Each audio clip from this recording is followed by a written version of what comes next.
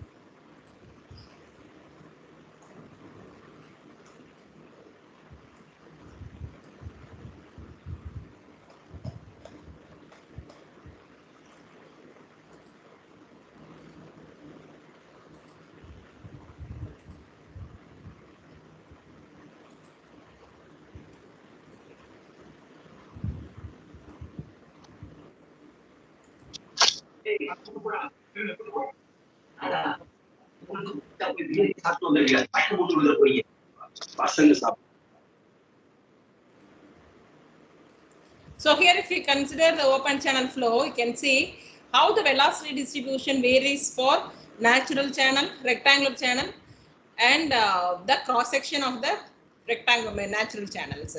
You can see the natural channel is normally like this. Here the velocity at the solid boundary is always 0. Okay, velocity at the solid boundary or near the solid boundary is always 0, and the velocity increases from as the distance from the solid boundary increases. You can see the values of velocity increasing 0.48, 0.62, 0.76, 0.8, 0.82, 0.84. Okay, and if you see the surface A2, but the maximum velocity is somewhere here 0.84. You can see this is the velocity contour. So what you are having here is our velocity contours. Okay, so these are called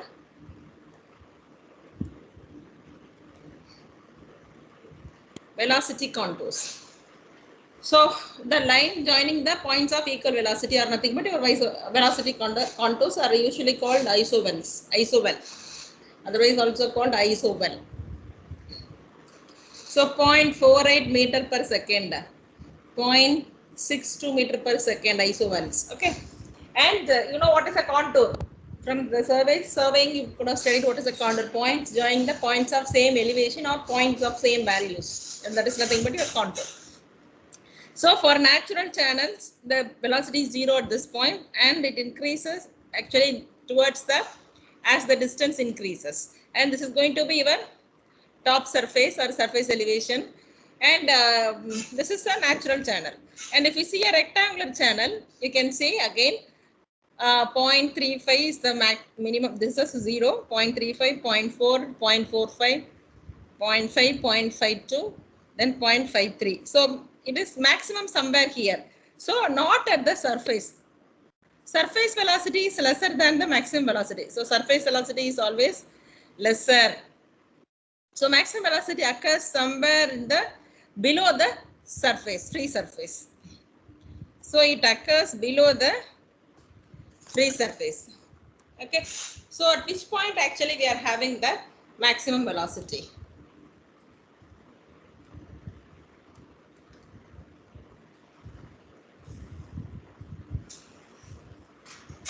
You can see from the field observations, normally we take the velocity measurements using, say, suppose if we are using some equipments or something, then current meters are used usually for measuring the velocity in the field.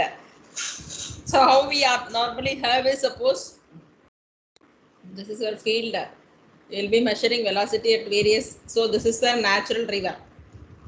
At various elevations, you will be noting down your thing. So velocity will be measured at along the river flow. Okay. So suppose if I want to know what is the velocity at a section 1. So I will be measuring, this is at section 1, my flow, my velocity measurements. So at section 1, my cross section is legs, because cross section may vary at 1, 2, 3, 4. It need not be same if it is a natural channel. Then in that case, again, this will be taken at various intervals. Okay, say suppose 0.2 meter. Suppose if it is a 20 meter wide river, so wide channel, or if it is 200-meter wide channel. So every 2 meter I am taking. Okay, so 100 readings I will be taking at an interval of every 2 meter. So measurement is taken at the surface and at the various heights. What are the heights at which you are taking? That is what is shown here.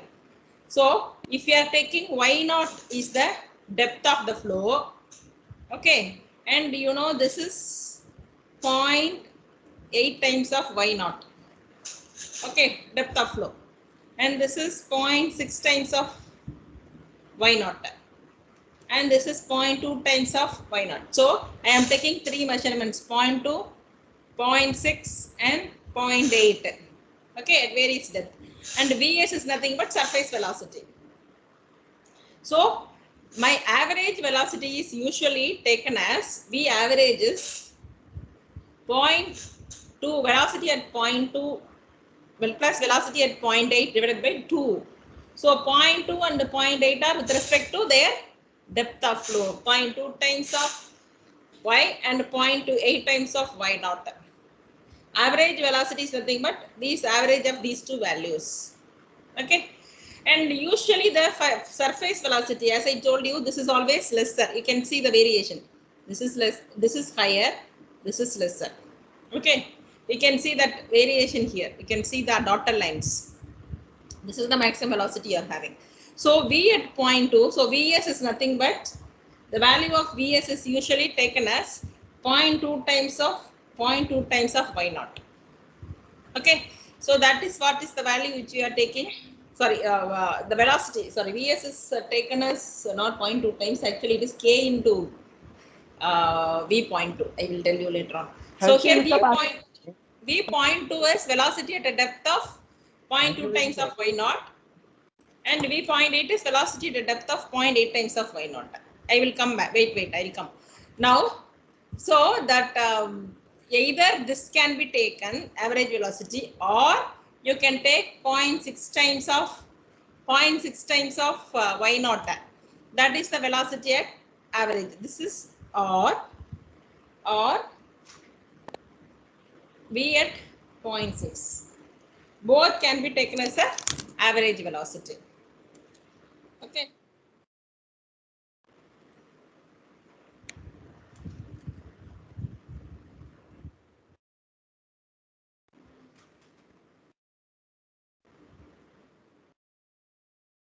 And free surface velocity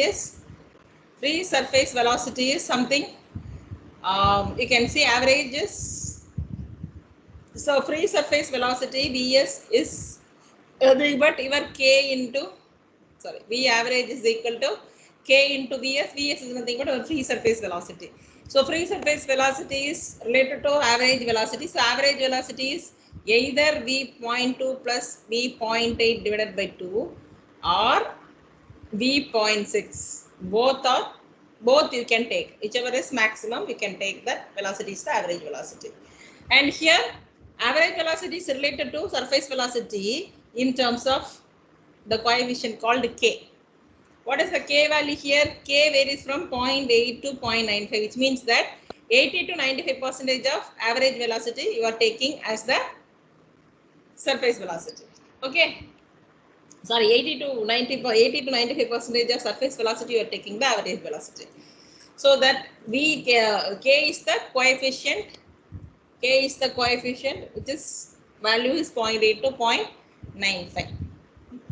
Okay, so if you know the value of k, then you can estimate what is the average velocity of any channel by using simply a float method. What is a float method? Suppose I'm having a floating rod.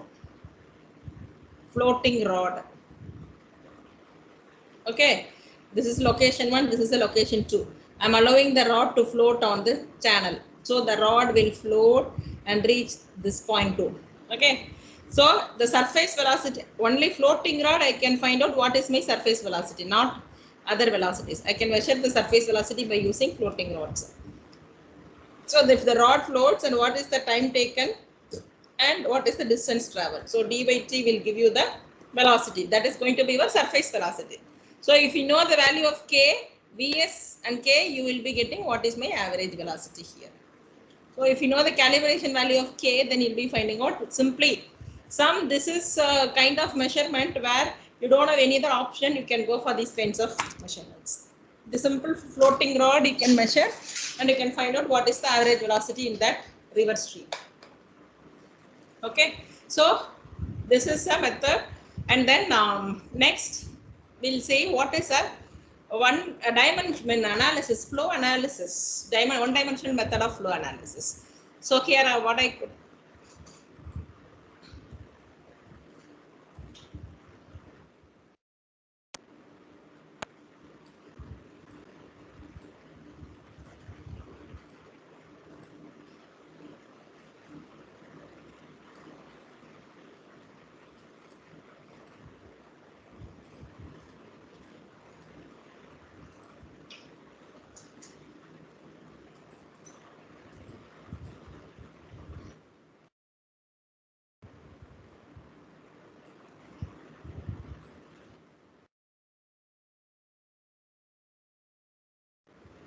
So what you can see here is, if you are considering the mean velocity v for the entire cross section, then we want to find out what is the mean velocity for the entire cross section along the longitudinal component. There are two axes, x axis and y axis.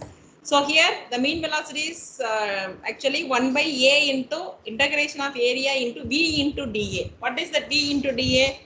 Because you have individual components, so velocity varies for individual components. The v value is different for individual area of cross section, right? So if you are taking this particular section,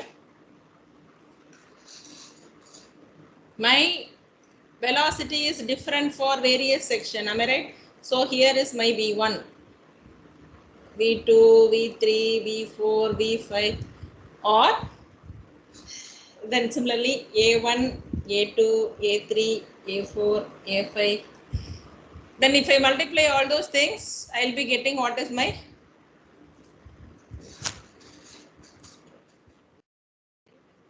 drawn in the reverse way.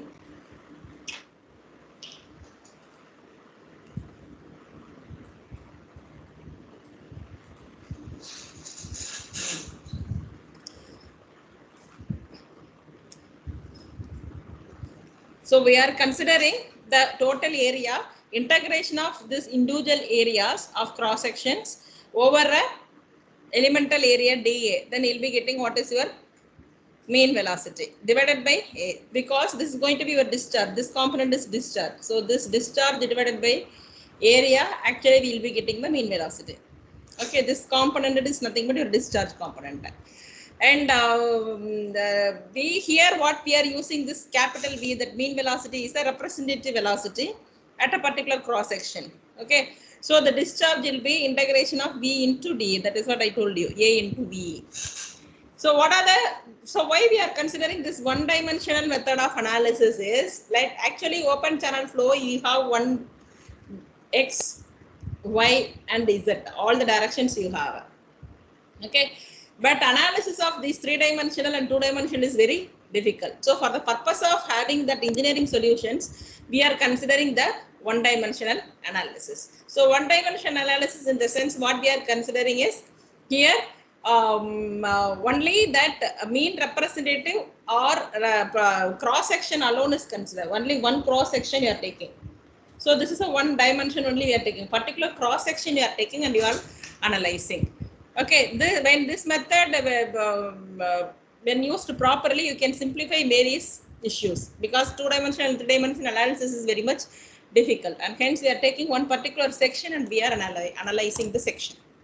Okay, that is what is your one dimensional method of analysis.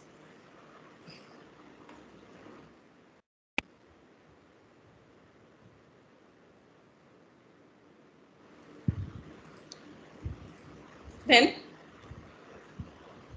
if you are talking about energy, kinetic energy and the potential energy,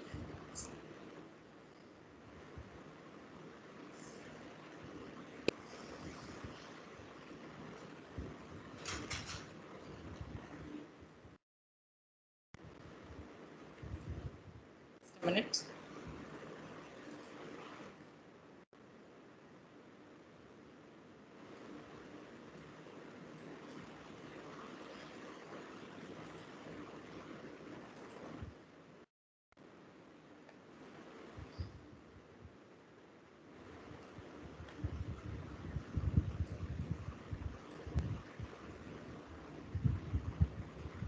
you can see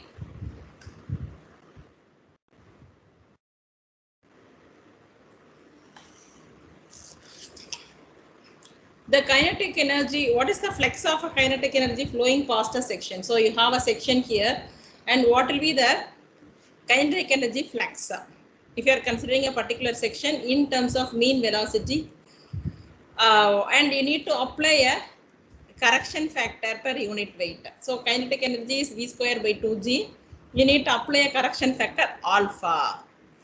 Okay, because when you are averaging the mean velocity over a cross section, this kinetic energy is not going to be uniform over a cross section. So you want to have a averaging over a coefficient called alpha. It is a kinetic energy coefficient. So when I am taking the kinetic energy flux, I am taking a small elemental area. Suppose small elemental area I am taking dA, and the flux of the kinetic energy will be equal to this mass per time multiplied by kinetic energy divided by mass. This is nothing but your kinetic energy flux. So this will be nothing but mass by time is rho, mass density multiplied by velocity into your volume, sorry, area, cross sectional area. Okay, so this is nothing but your mass by time, and the kinetic energy divided by mass will be v square by 2. So the total area, if you are considering this is for elemental area, then for the total area, this is going to be over area integration A rho by 2 b cube dA, and this can be rewritten as alpha into rho by 2 v cube A, because integration goes away, from which we'll be taking that integration of v cube by dA divided by v cube by A is nothing but your alpha. Your alpha, I am writing this as in terms of integration of v cube dA divided by v cube A. Okay, so now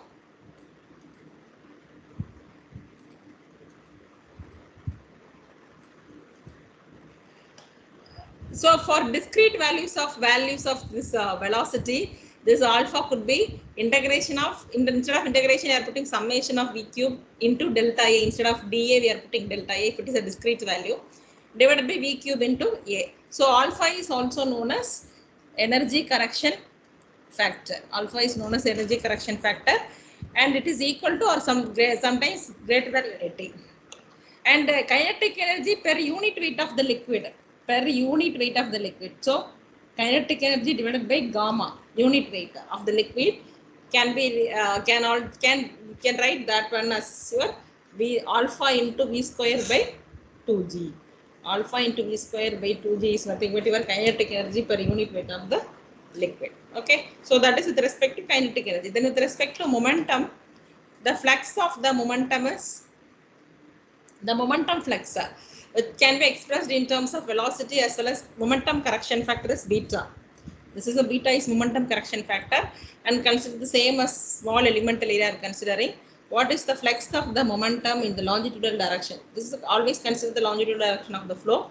So mass by time into velocity, then so here it will be rho v into dA multiplied by velocity, because mass, why, how we are getting is rho mass density into volume. So V into dA is volume, rho is actually your mass, so mass density. So mass density into volume divided by time into velocity. So for total area, if you are considering, so actually this is considered as per second, per unit time. So that is why the T is not visible here.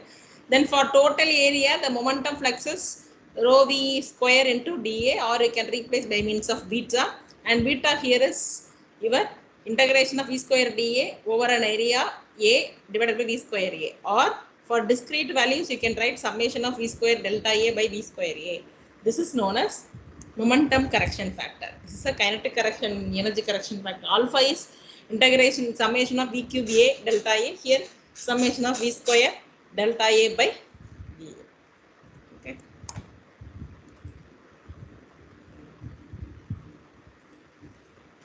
Now we will see what is an equation of continuity.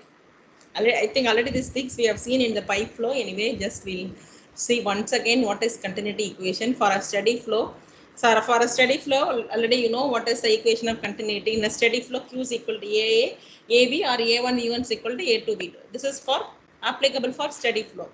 Okay, if it is a spatially varied flow, then in case of additional discharge, spatially, what is a spatially varied flow? If there is a flow, either there is addition or there is a withdrawal. If there is some amount of water is entering into the channel or some amount of water is leaving the channel, then spatially this type of flow is called spatially varied flow, because you are giving some input or you are taking some output. Either this or both. One or two or one and two, both can be the spatially varied flow. This I think we have seen in the first class. Suppose you have a weir, here. If I am having some kind of a flow into the nearby field, this is a, suppose this is your field area, agricultural field, so I am allowing water from the channel at this near the weir point, then I can say this is a spatially varied flow. Okay. So the additional rate of additional discharge, that is your dq by dx is equal to q. So over how much distance, x is the distance. Okay, what is the rate of discharge over your x? That is going to be your rate of additional discharge. Okay, so discharge at any section at a distance x from section 1 will be taking q is equal to q1 plus integration of 0 to x into q into dx, where q is the additional discharge multiplied over a distance of dx, and this is over a distance of x, because this is differentiating with respect to dx and the limit is up to x. So this is x 0 to x, and what is the rate of discharge. Okay, now if you are adding these two, then you can consider this as a spatially varied flow. And what about the unsteady flow? What is meant by unsteady flow? With respect to time, the flow parameters changes. Am I right? So when there is an unsteady component, the conductivity equation states that the net discharge going out of all the boundary surfaces is equal to rate of depletion of storage. What do you mean by that? If you are taking a control volume, the net discharge going out, so you have one boundary, two boundary, four boundaries I have. One, these two are the side boundaries, these two are the inner boundaries. So when this control volume, whatever the rate net discharge is going out of the boundary surfaces, it can go this way, this way, this way, this way, whatever the net discharge going out of all the boundary surfaces is equal to rate of depletion of storage, because whatever is the storage which is depleting, that is going to be in all the boundaries. Am I right? So that is the essential principle for unsteady flow. So for unsteady flow, it can go in any way with respect to time. Suppose whatever amount of discharge going in any of the boundaries, that is going to be the amount of water which is depleted. The storage is getting depleted. Because of that, the water is going away. Okay, so water, the discharge just going out of all these boundaries is equal to the rate of depletion of storage. That is going to be your unsteady flow continuity.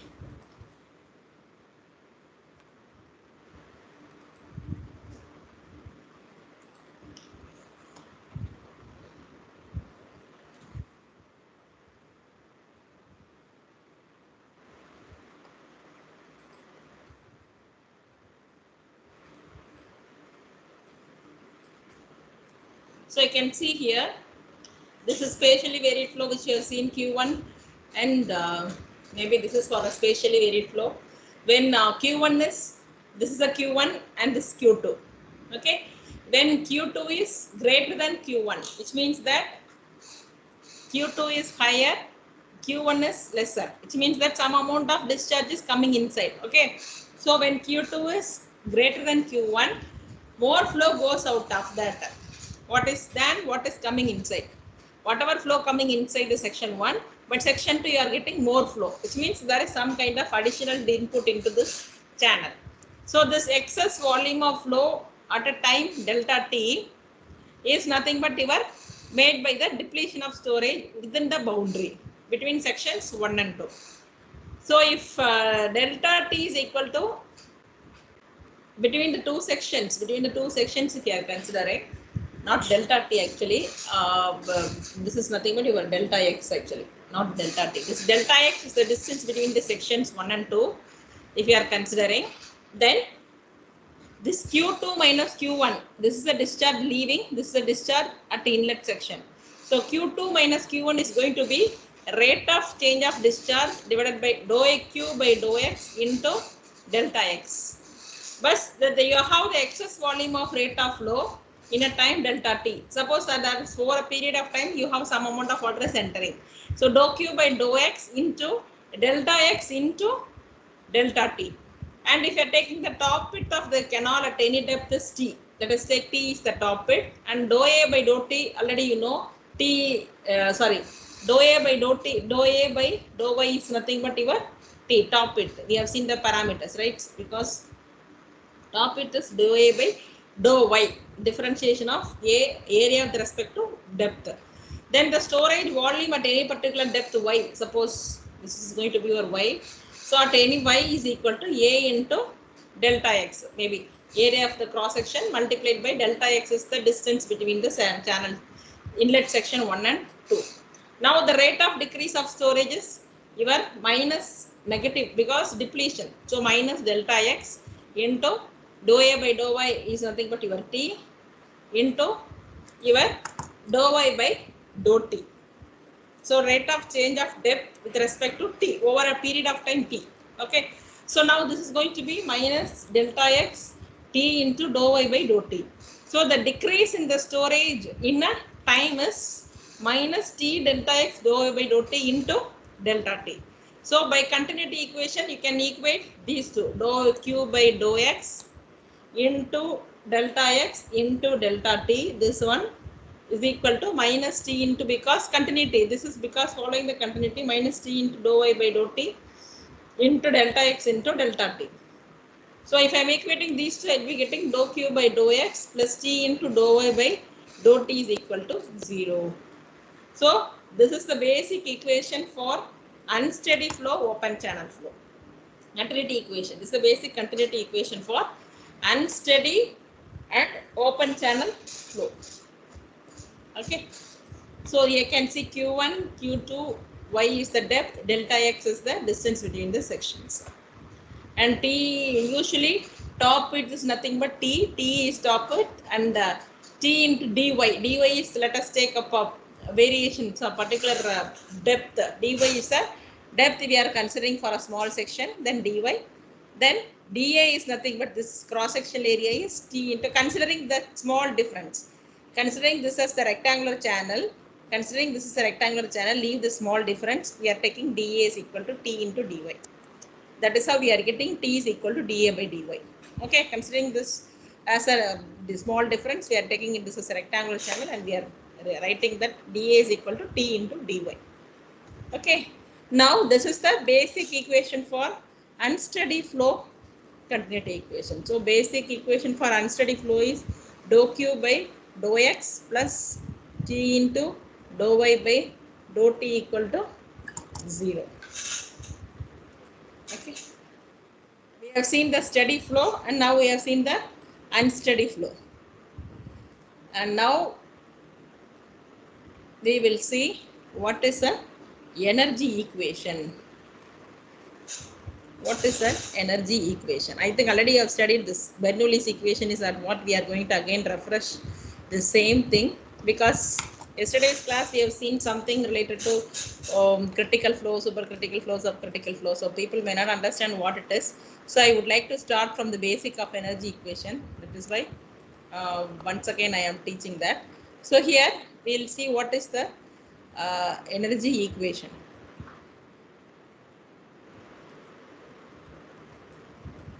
So all these things we are considering only one-dimensional flow. So here for considering one dimension, the conditions is always important. This is a one-dimensional steady open channel flow. We are considering one-dimensional analysis of steady open channel flow. So in this case, we can consider continuity equation is in terms of Bernoulli's equation. Bernoulli's equation can be used as a energy equation if it is a one-dimensional steady open channel flow. Otherwise, the energy equation is different. Okay. And here, according to Bernoulli's equation, you know that the section, you can see the section here. steady varied flow, and you have the energy line here. And your effect of curvature of due to pressure distribution we are neglecting, and we are considering only the energy head, total energy or the energy head in Newton meter or Newton meter per Newton of fluid, whatever it is. So if you are taking head of water, this total H is equal to, see section, take section 1. Here is your datum head, okay, Z1 or ZA plus, suppose I am, this channel is somewhat like this, because there is a variation, see, gradually varied flow. If there is a gradually varied flow, because section, then where y1 is like this, y2 is like this, with an inclination, small inclination theta, but I have to take only the vertical lines. So if I am taking the vertical, then it will be, if this is your y1, then it is going to be y1 cos theta. Okay, then in that case, your ZA plus d cos theta, or here y1 cos theta, whatever it is, because if you take depth as d, then it is here d is nothing but your y1. Okay, y1 cos theta plus this is nothing but your energy head h plus datum head plus p by rho g is nothing but your pressure head. The pressure head is nothing but your y. That pressure head is nothing but your y1 cos theta, p by rho g, and this is the datum head. And next what you have is velocity head. So your velocity head is v square by 2g. If I am considering the channels at section 1.1, so I am considering section 1.1, so it is z1 plus y1 cos theta plus v1 square by 2g is going to be my energy at, total energy at section 1. Okay, so this shows a total energy at section 1. Total energy head at a point, any point A along the depth is given, but at section 1, if I want to say, this is going to be the total energy at section 1. Similarly, what will be the total energy at section 2?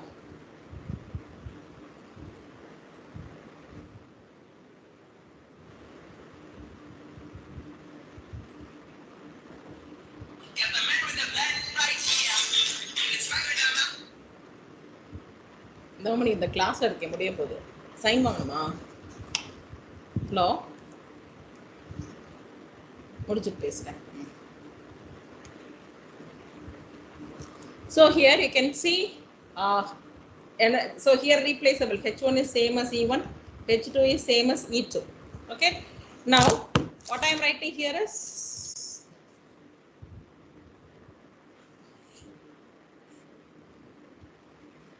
so I am here your E1, E2.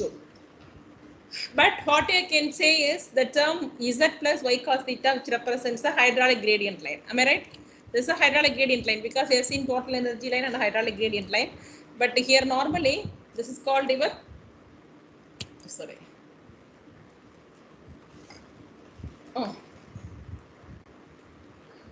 Z plus Y cos theta is called hydraulic gradient or elevation of the hydraulic gradient line. Okay, and you can say that you can represent in terms of small h. So if I add Z plus y1 cos theta, Z1 plus y1 cos theta, I can represent this as small h1, and which is nothing but your hydraulic gradient above datum. Okay, and if I am considering this slope of the channel is very small, this theta is going to be very small, then I can neglect, because this theta is nothing but your slope, this theta. Okay, if I am considering the slope of the channel is very small, then I can neglect this theta also. Then I can take Z plus Y, Z1 plus Y1 is equal to H1.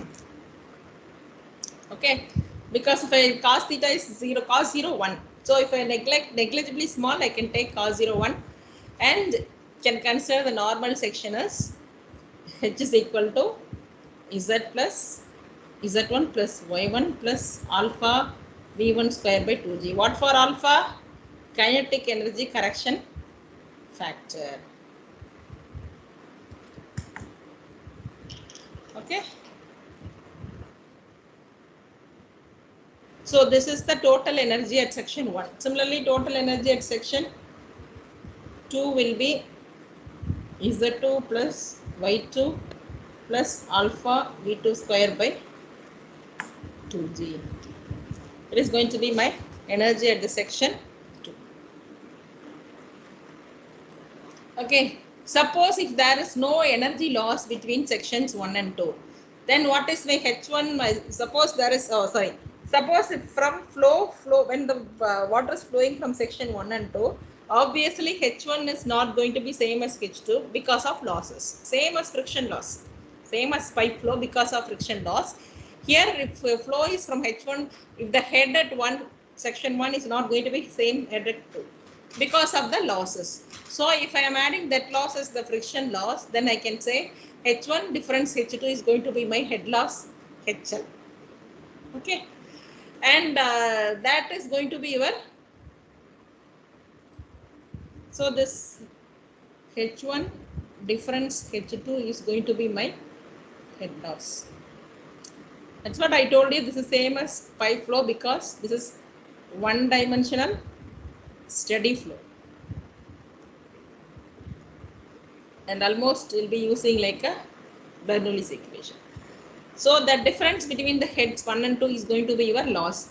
If there is no head loss, then H1 will be same as H2. But because of friction on the surfaces, definitely the head is not going to be same. Head at section 1 will be higher and head at section 2 will be lower than the H1. I mean energy at section 2 will be lower, energy at section 1 will be higher. So that difference between these two energies is nothing but your head loss occurred between the two sections of the channel. Okay. So I am closing here. We will continue with this in the tomorrow's class. I think on Thursday we have, tomorrow afternoon we'll have a class.